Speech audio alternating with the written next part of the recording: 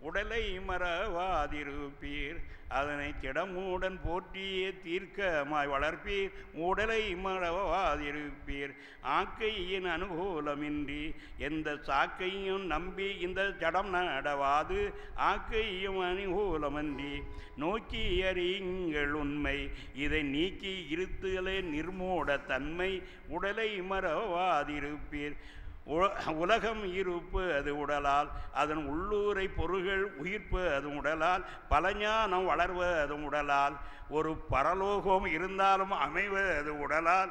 உடலை மறவாதிருப்பீர். தேகத்தை விட்டு தனியே ஆத்மா லாபம் ஒன்றும் அடைந்து அதுவும் இல்லையே. தேகத்தை விட்டு தனியே சோகத்தை சேரவே வேண்டாம். உடல் சிநேகத்தை விட்டு சீரழியும் வேண்டாம். உடலை மறவாதிருப்பீர்.